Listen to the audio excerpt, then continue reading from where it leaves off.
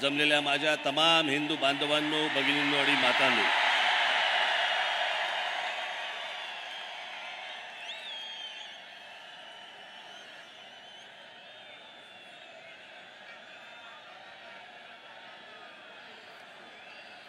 मला कल्पना आहे की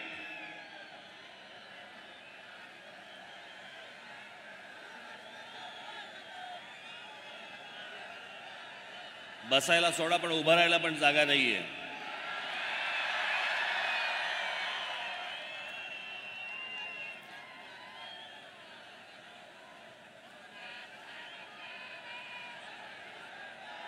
माझी आपणा सर्वांना नम्र विनंती आहे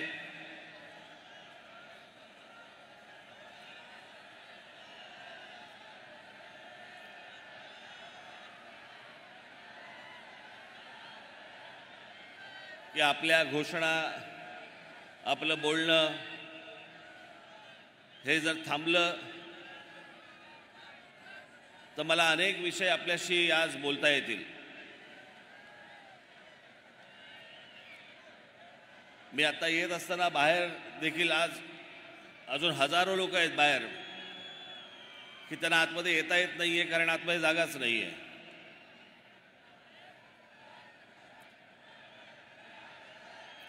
आज सर्वप्रथम मी आपणा सर्वांना 1 मेच्या महाराष्ट्र दिनाच्या सर्वांना मनपूर्वक शुभेच्छा देतो. कामगार दिनाच्या मनपूर्वक शुभेच्छा देतो आणि बोलायला सुरुवात करतो.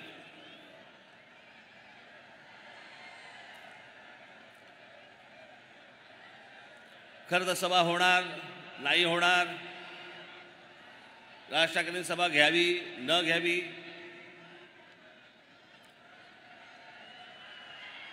सभेला परवानगी मिळणार नाही मिळणार,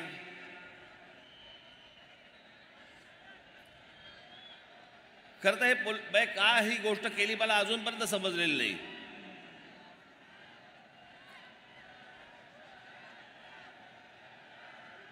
मी महाराष्ट्राच्या कुठच्याही कोपऱ्यामध्ये जरी मी समजा सभा घेतली असती तरी दूरदर्शनवरनं तुम्ही पाहिलंच असतं ना.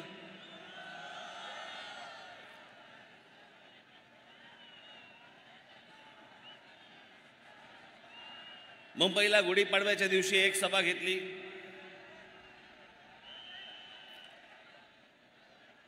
त्याच्यानंतर त्या सभेनंतर बरेच जण बडबडायला लागले.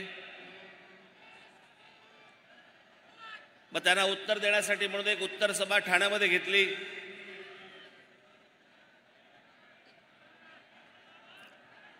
खरं तर 2च सभा मी घेतल्या.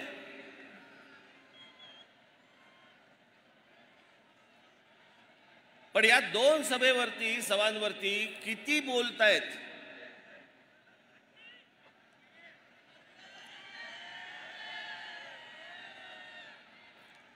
आणि मग ही ज्यावेळेला ठाण्याची सभा ज्यावेळेला झाली त्यावेळेला माझ्या दिलीप धोत्रेंनी मला फोन केला.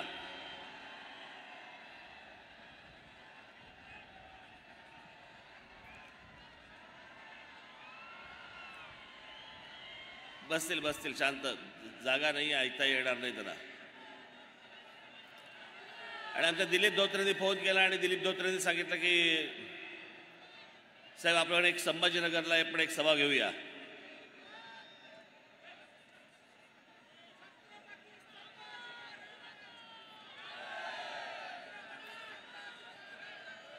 आणि म्हटलं हा तर संभाजीनगर हा तर महाराष्ट्राचा मध्य,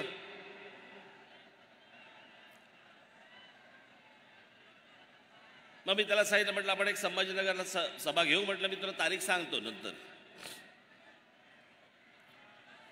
आता हा विषय फक्त संभाजीनगर पुरता मर्यादित नाही. माझ्या ह्याच्या पुढच्या सगळ्या सभा या सगळ्या मराठवाड्यातल्या प्रत्येक जिल्ह्यामध्ये होणार आहेत.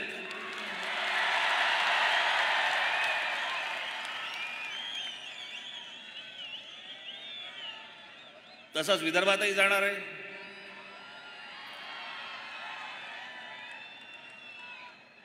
आपल्या कोकणातही जाणार आहे, उत्तर महाराष्ट्रातही जाणार आहे, पश्चिम महाराष्ट्रातही जाणार आहे.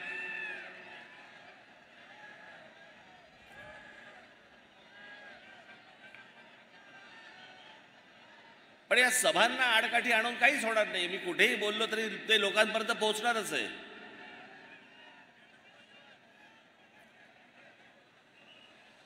कोंबडा झाकायचं ठरवलं तरी ते उगवायचा थोडी राहतं. सूर्य उगवतोच.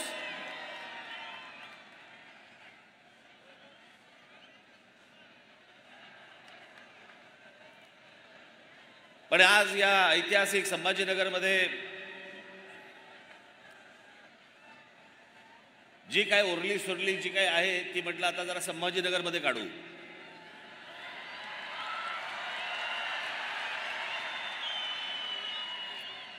मला कल्पना आहे की महाराष्ट्रामध्ये अनेक प्रश्न आहेत. पिण्याच्या पाण्याचा प्रश्न आहे. संभाजीनगरमध्ये शहराचा मध्ये पिण्याच्या पाण्याचा प्रश्न आहे.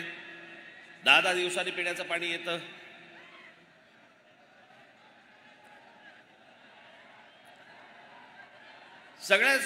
सगळेच अडचणी आहेत. सगळेच प्रश्न प्रलंबित आहेत.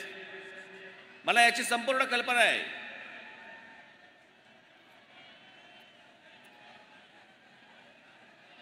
पण आजचे जे काही प्रमुख विषय आहेत या प्रमुख विषयांना धरून मी आजचं तुमच्याशी बोलणार आहे.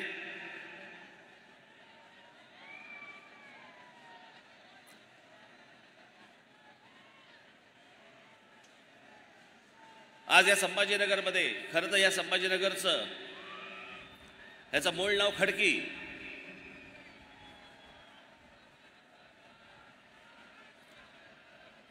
आपल्या दोन्ही राजधान्या इथल्याच.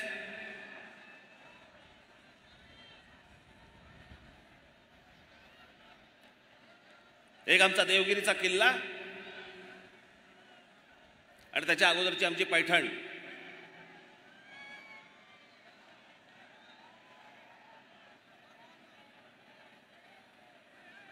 मला असं वाटतं आजचा महाराष्ट्र दिन 1 मे आपण साजरा करताना पहिल्यांदा आपण थोडासा महाराष्ट्र नीट समजून घेणं गरजेचं आहे. कारण आपल्याला जर महाराष्ट्रच समजला नाही, मी त्याविषयी म्हटलं ना, ठाण्याच्या सभेमध्ये म्हटलं का कुठच्या सभेमध्ये म्हटलं मला तर आठवत नाही मला. पण जो समाज इतिहास विसरला त्याच्या पायाखालचा भूगोल सटकलेला आहे.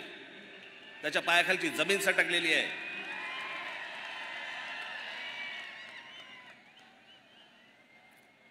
आणि म्हणून मला असं वाटतं की थोडासा इतिहास आपण समजून घेणं गरजेचं आहे की आपण कोण आहोत. आपण महाराष्ट्राचे आहोत. आपण मराठी आहोत.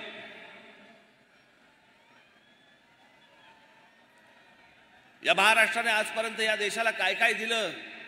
मुळात हा कधी देश असा नव्हता. ही भूमी होती एक.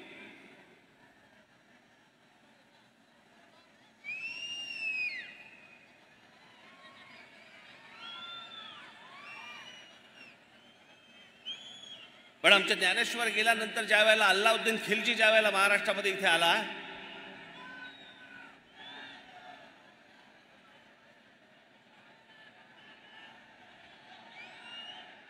आणि आमच्या देवगिरीच्या किल्ल्यामध्ये ज्यावेळी शिरला,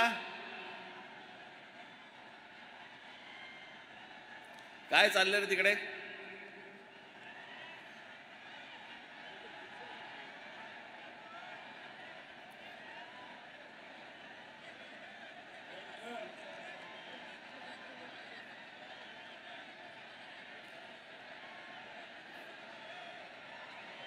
जर कोणी टाळकी जर काही गडबड करायला आली असेल तिथल्या तिथे हाणा.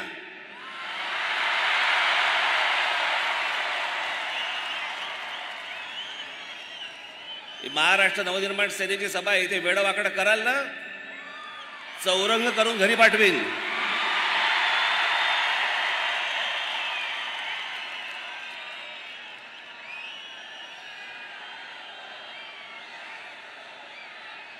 बसा बसा.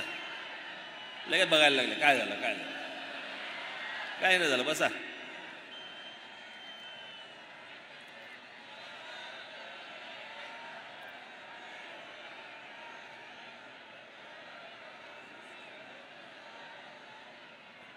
या एका अल्लाउद्दीन खिलजीने 1 लाख लोक घेऊन येतोय म्हणून सांगितलं. रामदेवराव यादव आमचा राजा बेसावत राहिला. आमच्या किल्ल्यामध्ये फितुरी झाली.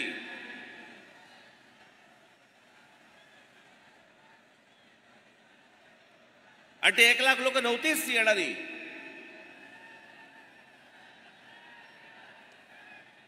आलेले लोक काही हजारात होती.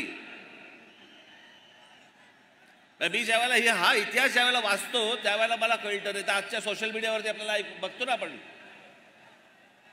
अल्लाउद्दीन खिलजीचं सैन्य येत आहे ही महाराष्ट्रातली पहिली फेक न्यूज. आपण फेक न्यूज हल्ली फक्त व्हॉट्सअपवरती बघतो. वाटेल ते देतात, वाटेल ते सांगतात.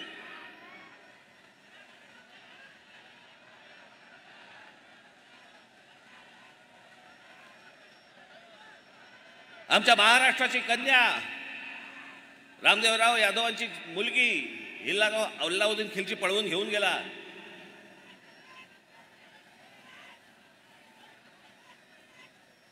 महाराष्ट्रामध्ये अंधकार पुढचे साधारणपणे 400 वर्ष महाराष्ट्र खितपत होता.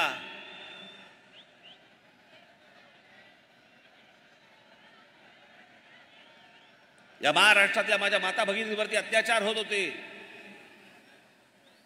बलात्कार होत होते, मंदिरं पाडली जात होती.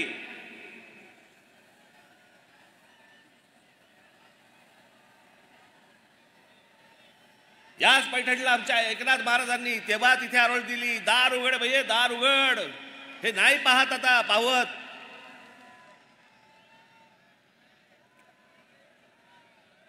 आणि या 1630 ला दार उघडलं. आमच्या छत्रपतींचा जन्म झाला.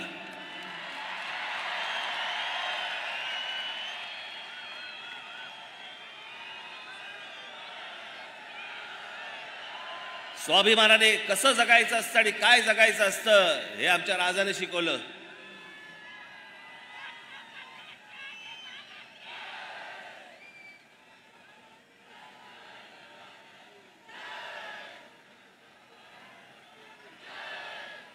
महाराज गेले. इथे आमच्या नांदेडला राहणारे खूप मोठे लेखक नरहर कुरुंदकर, या कुरुंदकरांच्या पुस्तकामध्ये फार छान वर्णन केलेलं आहे त्यांचं.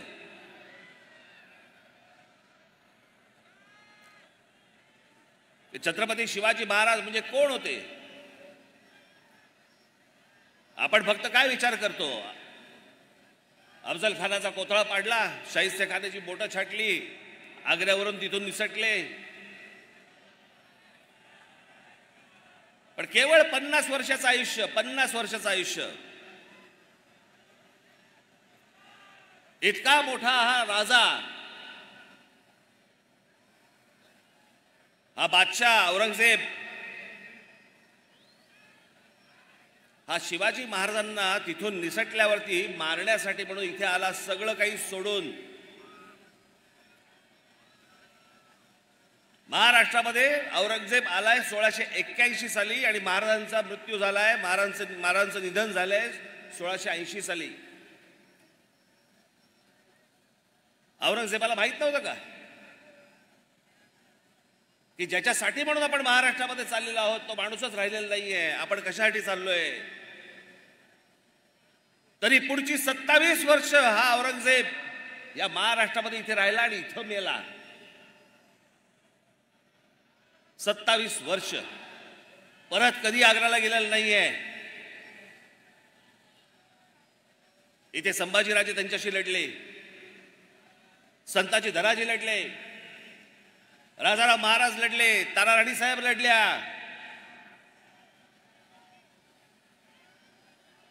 (1707 ला इथे मेला तो.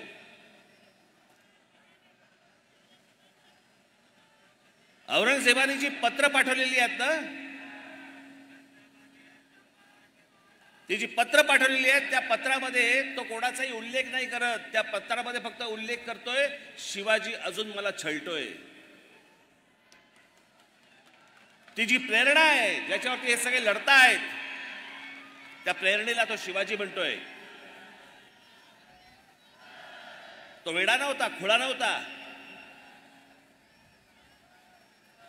त्या औरंगजेबाला फक्त कळलं होतं की शिवाजी व्यक्ती नाहीये, शिवाजी हा विचार आहे.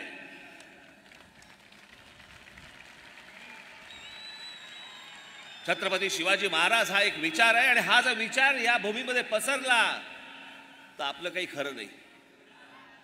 आणि तेच झालं. संपूर्ण मराठेशाहीने उद्ध्वस्त केलं मोगल साम्राज्य.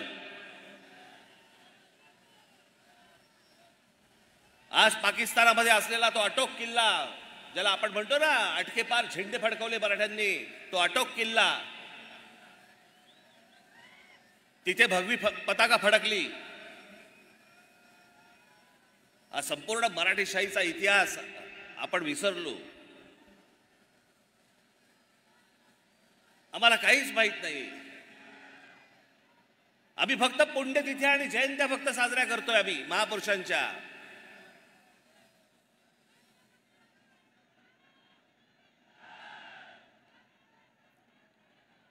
आमच्या डॉक्टर बाबासाहेब आंबेडकरांचं काय वाक्य आहे.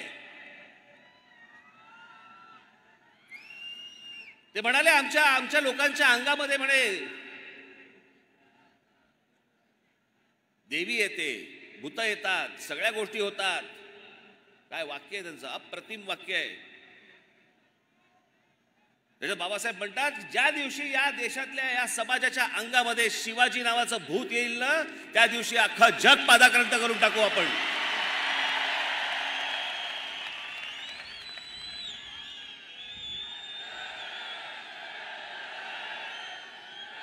आमच्या अंगात शिवाजी आला पाहिजे. ही आमची मराठेशाही, हा आमचा महाराष्ट्र.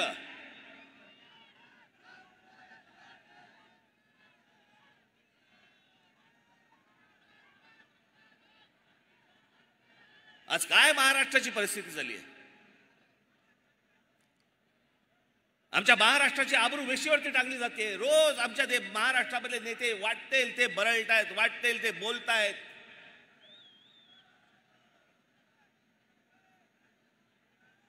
पुढच्या येणाऱ्या ज्या पिढ्या आहेत, आज जे लहान कच्चे बच्चे जे आहेत, ते राजकारणाकडे बघताना, राजकारण्यांकडे बघताना काय शिकत असतील.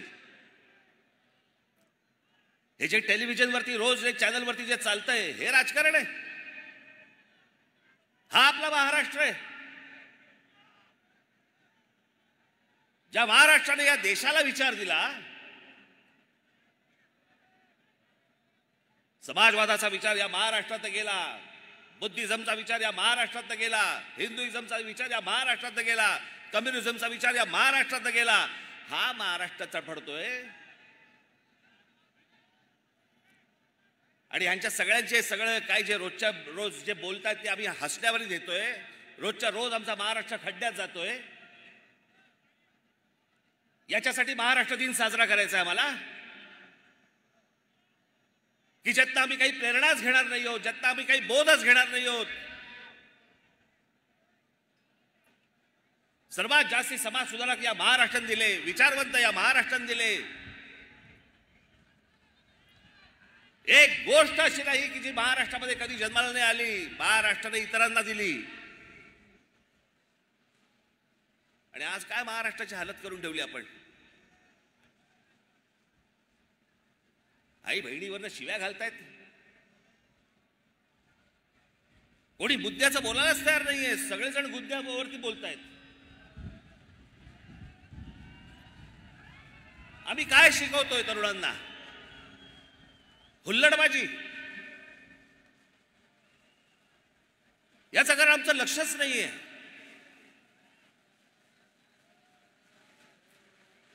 राज ठाकरेंचं भाषण आहे, हल्ला गुल्ला करा, घोषणा द्या, बस निघालो आम्ही.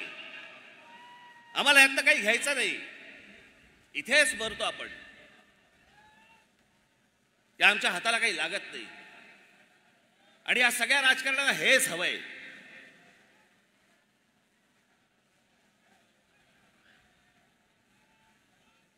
माझी 2 भाषणं काय झाली, त्याच्यावरती सगळे काय फडफडायला लागले.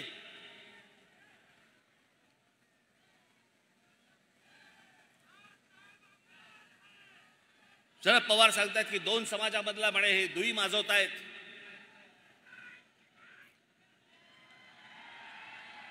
हे महाराष्ट्र आणि देशासाठी म्हणे योग्य नव्हे. मी दुई माजवतोय.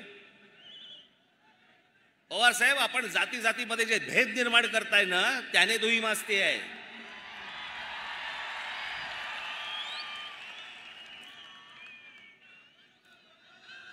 प्रत्येक व्यक्ती जातीतनं बघायची. हातामध्ये पुस्तक घेतल्यानंतर पुस्तकाचा लेखक कोणत्या जातीचा आहे त्याचा विचार करून बोलायचं. मी त्या दिवशी जेव्हा बोललो, आज आत्ता घरी जेव्हा जाल त्यावेळेला युट्यूबवरती काढून बघा, सर्व राष्ट्रवादी काँग्रेसच्या आतापर्यंतच्या सभा काढून बघा. कधीतरी शरद पवार साहेबांनी महाराजांचा, छत्रपती शिवाजी महाराजांचा उल्लेख केलाय का? आत्ता बोलायला सुरुवात झाली. आत्ता सुरुवात झाली मी बोलल्यावरती, तोपर्यंत काही नाही. आणि काहीतरी व्हिडिओ काढतायत, तल्लीन झालेत आणि गीत रामायण ऐकतायत आणि बाजूला शिवाजी महाराजांचं पुस्तक ठेवलंय. कशासाठी खोटं करताय? ज्या दिवशी मी त्या दिवशी म्हटलं माझ्या सभेमध्ये, बस रे आता बस.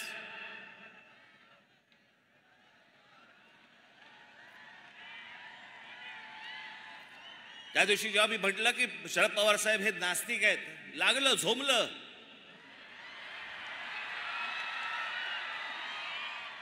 जे मला माहिती होतं ते मी बोललो. मग लगेच देवाचे फोटो काढले सगळे, पूजा करताना, नमस्कार करताना वगैरे. अहो, देवाचे कशाला फोटो काढताय?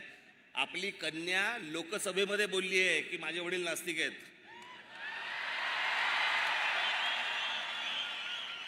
आता याहून अधिक काय पुरावा देऊ मी? जिकडे सभा घेत आहेत तिकडे बोलतायत. राज ठाकरेंनी म्हणे त्यांच्या आजोबांची पुस्तकं वाचली पाहिजेत. अरे मी वाचली आहेत. पवार साहेब, तुम्हाला अपेक्षित असलेल्या गोष्टी फक्त तुम्ही वाचलेल्या आहेत. अख्खी पुस्तकं वाचा, संदर्भात सहित वाचा, मग तुम्हाला कळेल.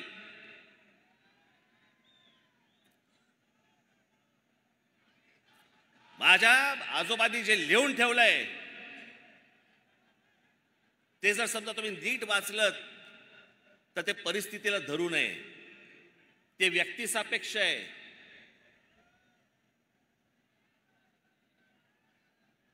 जातीपातीमध्ये भेद निर्माण करणारा नव्हे.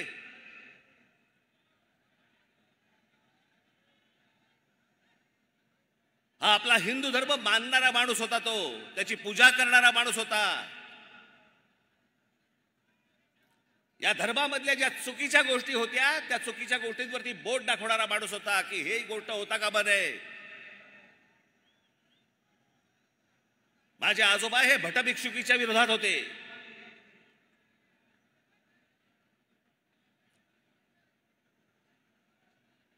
धर्म मानणारा माणूस होता. म्हणून मी आज पवार साहेबांसाठी काही संदर्भ आणलेत.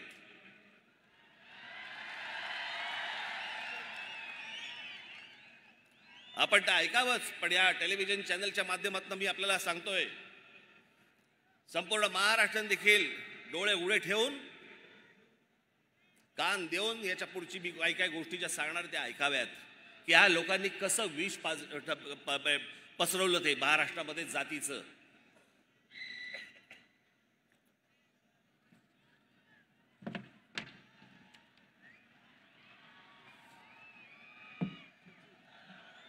मी प्रबोधनकारांच्या काही पुस्तकं आणि त्यातले संदर्भ खास करून पवार साहेबांना सांगण्यासाठी म्हणून इथे लिहून आणलेत की जर जमलं तर आपण हे वाचावेत.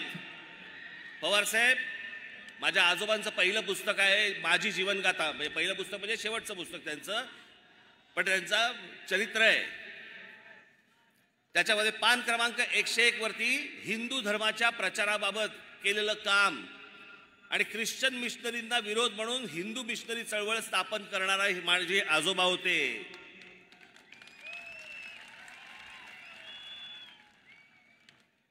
महाराष्ट्रामधला नवरात्रोत्सव आपल्याला कल्पना नसेल, सार्वजनिक नवरात्रोत्सव सुरू करणारे माझे आजोबा होते, प्रबोधनकार ठाकरे होते.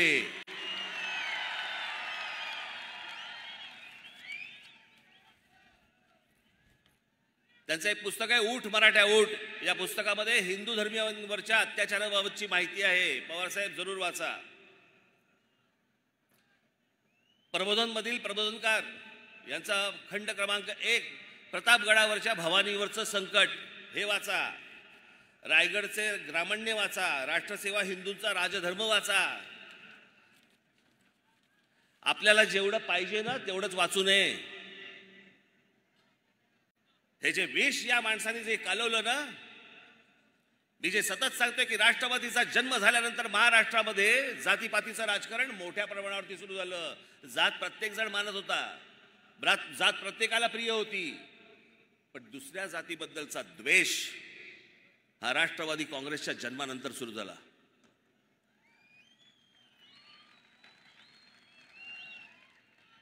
माझा मराठा बांधव भगिनी यांची माती भडकवायची,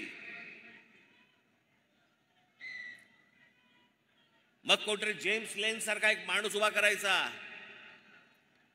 मग त्यांनी काहीतरी पुस्तक लिहिलं, त्या पुस्तकामधले काहीतरी गोष्टी काढायच्या.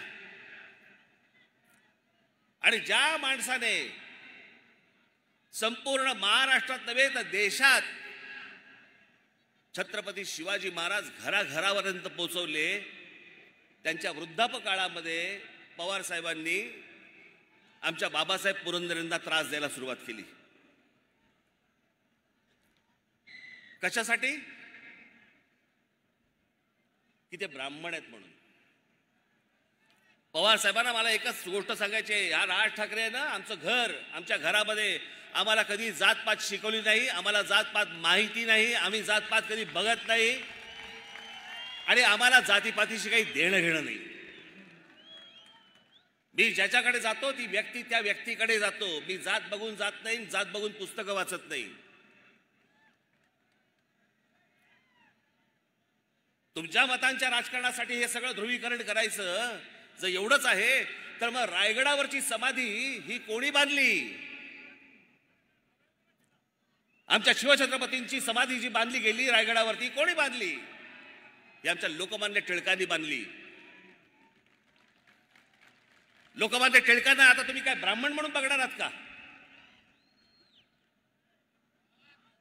लोकमान्य टिळकांनी ज्यावेळेला स्वतःचं पहिलं वर्तमानपत्र काढलं, त्या वर्तमानपत्राचं पहिलं नाव काय? मराठा.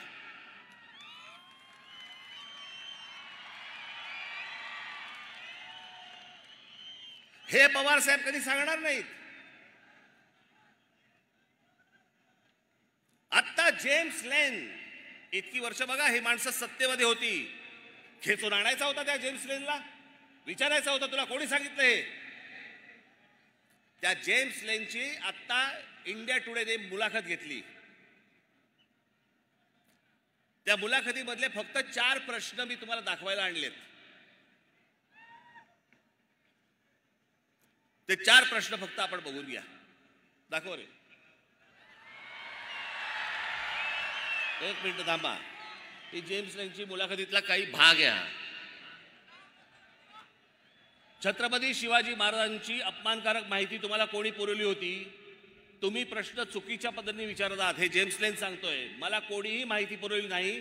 माझं पुस्तक लोकांमध्ये प्रचलित असलेल्या कथांबद्दल आहे. या कथा सांगत असलेल्या लोकांनी नरेटिव्ह सेट करून ठेवलं त्याबद्दल आहे. काही लोक रामदास यांना शिवाजी महाराजांचे गुरु मानतात, तर काही तुकाराम महाराज यांना शिवाजी महाराजांचे गुरु मानतात. यातलं खरं काय आहे त्यात मला काही रस नाही. पण एक गट पहिल्या नरेटिव्हच्या बाजूने आहे तर दुसरा दुसऱ्या नरेटिव्हच्या बाजूने आहे. असं का?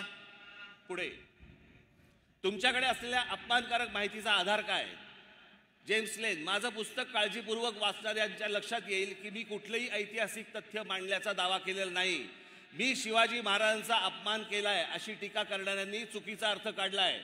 पुन्हा सांगतो, मी कथांबद्दल बोलतोय, इतिहासातील तथ्यांबद्दल नाही. पुढे या विषयाबाबत तुमचं बाबासाहेब पुरंदरेंशी बोलणं झालं होतं का? त्यांचं म्हणणं काय होतं? मी कधीही बाबासाहेब पुरंदरेंशी एका शब्दानेही बोललेलो नाही. पुढे महाराजांबद्दलचे अपमानकारक शब्द तुम्ही मागे घेतले ते कशामुळे? युक्तिवाद करताना मी पुरेशी काळजी घेतली नाही, त्याचा परिणाम इतरांना भोगावा लागला.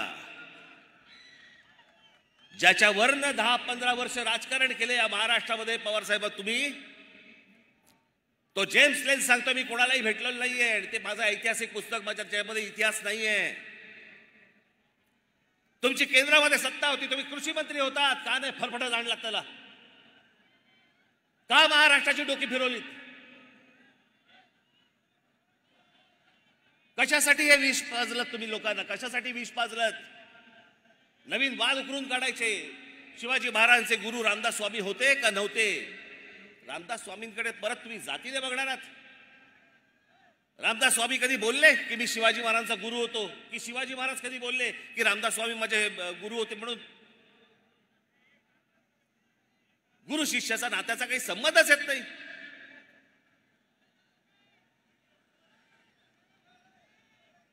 जे रामदास स्वामीने आजपर्यंत जे शिवाजी महाराजांवरती लिहून ठेवलेलं आहे ना, मी त्याच्या इतकं उत्कृष्ट शिवाजी महाराजांवरती लिहिलेलं आजपर्यंत कुठेही वाचलेलं नाही.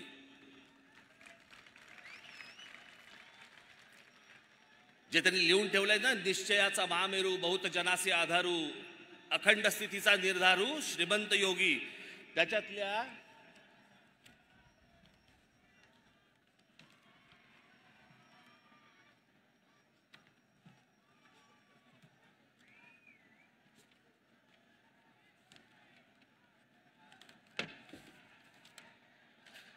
फक्त शेवटच्या 3 ओळी वाचून दाखवतो. लाऊडस्पीकरवरती येणार पण थोड्या वेळाने.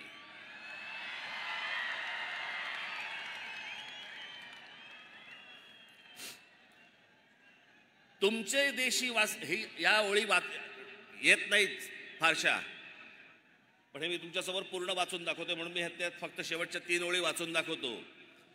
तुमचे देशी वास्तव्य केले परंतु वर्तमान नाही घेतले, ऋणानुबंध विस्मरण झाले काय नेणो, सर्वज्ञ मंडळी धर्ममूर्ती काय सांगणे तुम्हाप्रती, परी धर्म संस्थापनेची कीर्ती सांभाळली पाहिजे. उदंड राजकारण तटले तेणे चित्त विभागिले, प्रसंग नसता लिहिले क्षमा केली पाहिजे. रामदास स्वामी छत्रपतींना सांगतायत क्षमा केली पाहिजे. माफ करा, मला मी लिहिलंय तुम्हाला पण मला माफ करा. गुरु शिष्याला लिहितो, कुठच्या शाळेतला शिक्षक जरा दाखवा मला. मी इतके वर्ष शिकलो, मला नाही आजपर्यंत आठवत कुठच्या शिक्षकांनी मला माफी मागितली माझी. आणि ही माफी नाहीये, यात प्रेम आहे. हे जातीपातीच्या विषापासून तुम्ही सगळ्यांनी दूर राहणं गरजेचं आहे. या पवार साहेबांना हिंदू या शब्दाचीच मुळात ॲलर्जी आहे.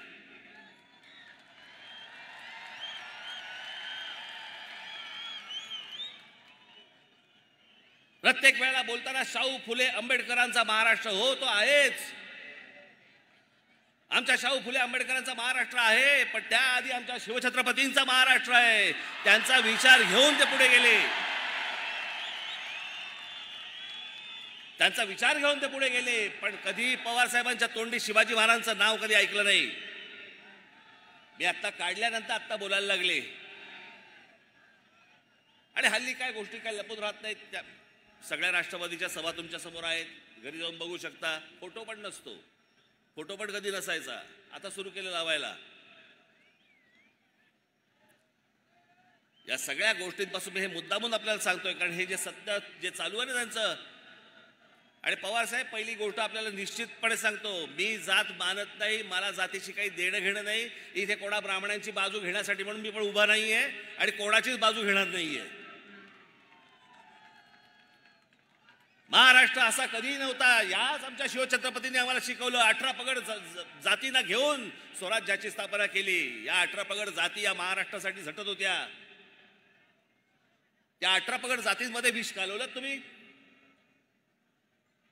का? तुम्हाला सगळ्यांमधनं मतं पाहिजेत म्हणून, आमदार निवडून यायला पाहिजेत म्हणून? अहो, एवढ्याशा छोट्याशा गोष्टीसाठी म्हणून हे कालवलेलं विष कुठपर्यंत गेले बघा. शाळा कॉलेजपर्यंत गेलं. शाळेमध्ये मुलं एकमेकांकडे जी सहज जायची, सहज भेटायची, ती आता विचार करायला लागली, हा कोणत्या जातीचा आणि तो कोणत्या जातीचा, याच्याशी मैत्री करू की नको, ह्याच्याशी मैत्री करावी, इथपर्यंत घाण राजकारण आणलं. आणि म्हणून महाराष्ट्र दिवस साजरा करायचा आम्ही. मी त्या दिवशी म्हटलं ना, अरे आम्ही जातीतनं बाहेर येत नाही आहोत. आम्ही हिंदू कधी होणार, आम्ही मराठी कधी होणार.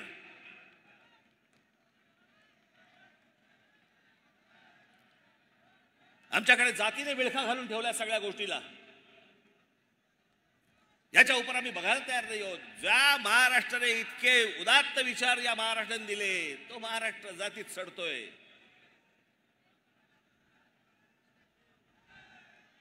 त्याचा दिवस साजरा करायचा आम्ही?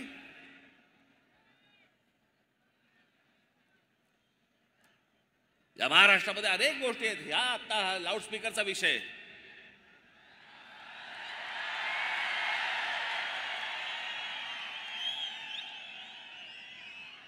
त्याशी एका पत्रकाराने मला विचारलं, नाही एकदम लाऊडस्पीकर अचानक. म्हटलं अचानक? बरं कधी काढला की तुम्ही विचारणार अचानक? कधी काढायचाच नाही का? मी त्याच्या अगोदरच्या माझ्या क्लिप्स दाखवल्या होत्या त्याशी. याच्या अगोदर अनेकदा बोललोय.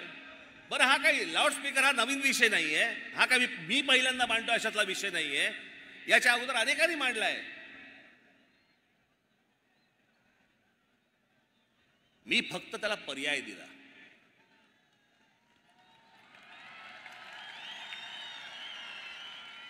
की लाऊडस्पीकर मशिदींवरचे लावून जर समजा तुम्ही गोंगाट करणार असाल तर त्या मशिदींच्या बाहेर आम्ही हनुमान चालीसा पढू, मोठ्याने लावू.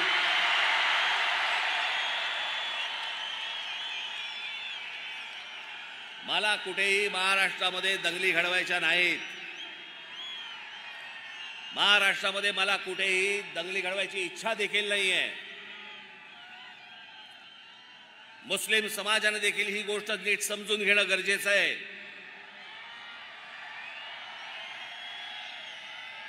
त्या दिवशी माझ्याकडे नाशिकला एक जण पत्रकार आले आणि ते पत्रकार मला ते मुस्लिम समाजातले होते आणि ते आले. त्या पत्रकाराने मला सांगितलं, माझ्याकडे आतल्या पुण्याच्या केबिनमध्ये आतमध्ये आले आणि मला म्हणाले, साहेब मी मुसलमान आहे पण आम्हाला भोंग्याचा खूप त्रास होतो. म्हणजे माझं लहान मूल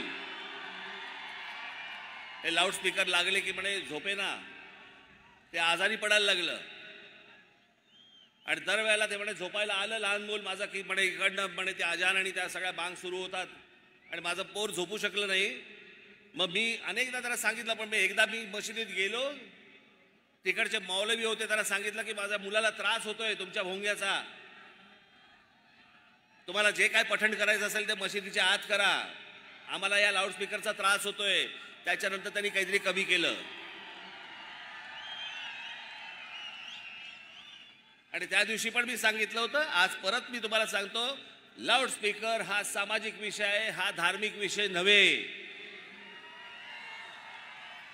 आणि लाऊडस्पीकर या विषयाला जर समजा तुम्ही धार्मिक वळण देणार असाल तर त्याचं उत्तर आम्हाला धर्मानेच द्यावं लागेल, एवढं पण तुम्ही लक्षात ठेवावं.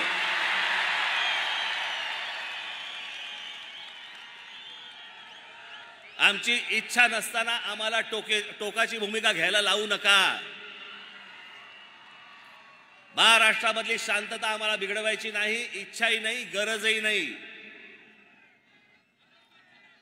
परंतु जर समजा उत्तर प्रदेशमध्ये जर समजा लाऊडस्पीकर जर उतरवले जाऊ शकतात तर माझ्या महाराष्ट्रात का नाही उतरवले जाऊ शकत? सगळेच्या सगळे लाऊडस्पीकर हे अनधिकृत आहेत. सगळेच्या सगळे लाऊडस्पीकर अनधिकृत आहेत. सुप्रीम कोर्टाने सांगितलं पण आहे की स्थानिक पोलीस स्टेशनला किंवा त्यांना विचारल्याशिवाय तुम्ही लाऊडस्पीकर लावू शकत नाही, त्यांची परवानगी घ्यावी लागते. किती मशिदींकडे परवानगी आहेत?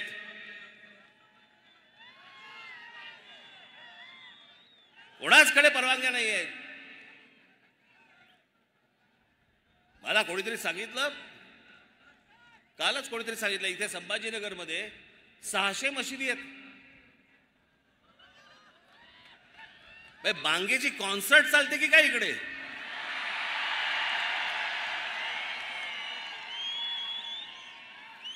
असं फक्त संभाजीनगरमध्ये नाही, अख्ख्या देशभर आहे. हे संपूर्ण देशातले लाऊडस्पीकर पहिले खाली आले पाहिजे. सगळ्यांना समान धर्म असला पाहिजे. प्रत्येक वेळेला आम्हीच का भोगायचं? आम्हाला सभा घ्यायची असली की लगेच सांगतात की नाही नाही हा सायलेन्स झोन आहे, इथे शाळा आहे. रात्रीची कुठची शाळा?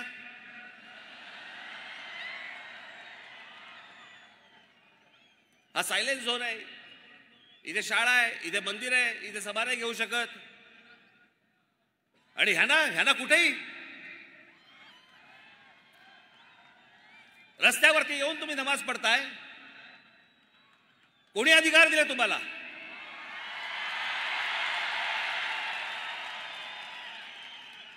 माझी शासनाला पण नम्र विनंती आहे, आज तारीख 1 आहे,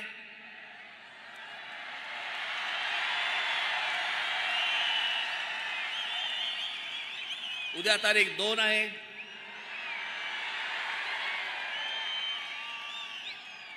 तीन तारखेला ईद आहे,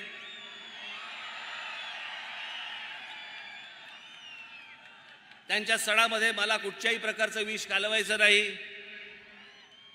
4 तारखेपासून ऐकणार नाही.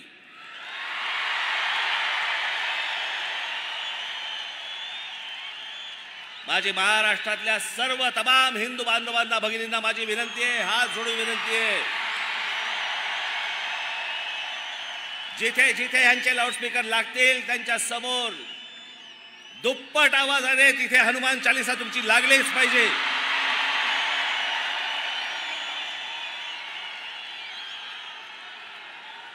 विनंती करून जर समजत नसेल तर आमच्या समोर दुसरा पर्याय उरत नाही. लाऊडस्पीकर तुमच्या धर्मामध्ये बसत नाही.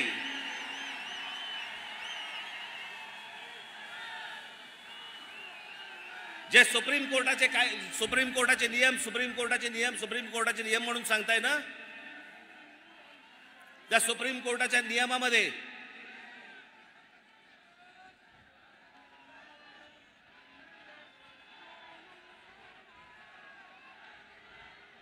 माझी पोलिसांना नम्र विनंती आहे,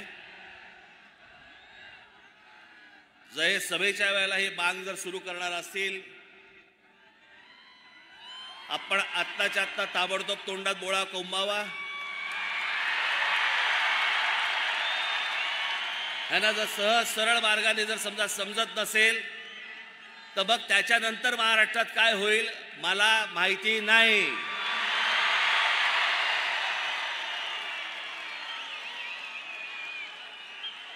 इथे जे कोणी पोलीस अधिकारी असतील त्यांना मी सांगतोय, आत्ताच्या आत्ता जाऊन हे पहिल्यांदा बंद करा.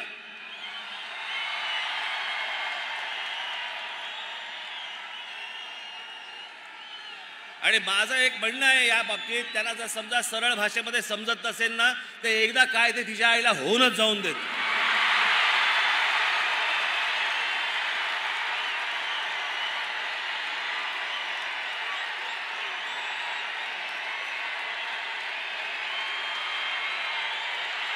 अजिबात शांत बसता कामा नये तुम्ही.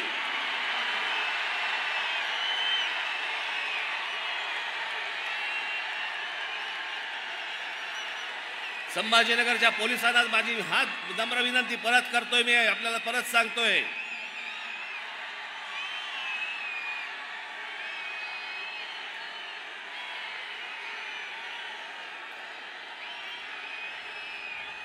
हे जर या पद्धतीने वागणार असतील, यांना जर सरळ सांगून जर समजा समजत नसेल तर महाराष्ट्राच्या मनगटामध्ये काय ताकद आहे ना ही यांना एकदा दाखवावीच लागेल. आणि म्हणून माझी पोलिसांना विनंती आहे की हे पहिल्यांदा थोबाडं बंद करा या लोकांची. माझी संपूर्ण देशवासियांना, अख्ख्या संपूर्ण देशातल्या माझ्या हिंदू बांधवांना, भगिनींना माझी विनंती आहे की बिलकुल मागचा पुढचा काही विचार करू नका. हे भोंगे उतरले गेलेच पाहिजेत.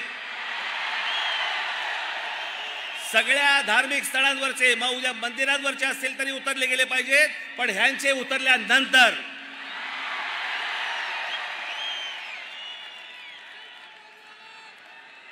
आपण सगळेजण, आज ही परिस्थिती आहे, अभी नहीं तो कभी नहीं.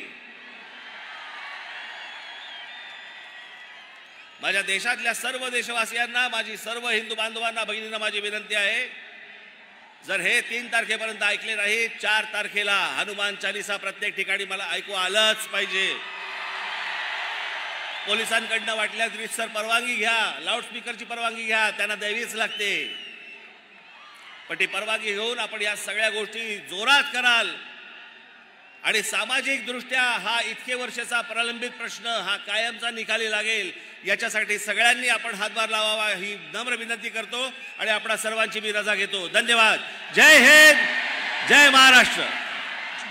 सभेची सांगता राष्ट्रगीताने होईल.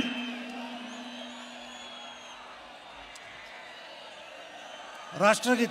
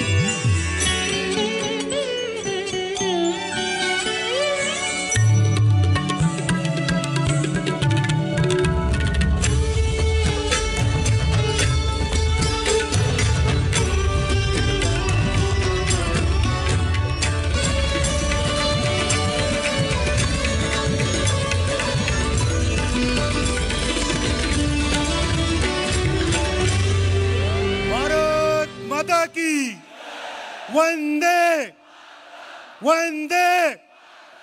गर्व से कहो, गर्व से कहो, माननीय राजसाहेब ठाकरे यांचं. माझी आपणा सर्व बांधवांना माझी विनंती आहे, इथे आलेल्या आपल्या सर्व माता भगिनींना आपण सर्वप्रथम सुरक्षित जाण्यासाठी आपण त्यांना सर्वांना वाट करून द्यावी. त्या व्यवस्थित सुरक्षित बाहेर पडतील याची आपण सर्वांनी दक्षता घ्यावी. जिथून जिथून आपण आलेले असाल तिथे आपण सर्वजण जाताना घरी जाताना नीट काळजी घेऊन आपण वाहनं नीट चालवून आपण घरी जावं. धन्यवाद. महिला कक्षातील महिलांना विनंती आहे, आपण कक्षातच थांबावं.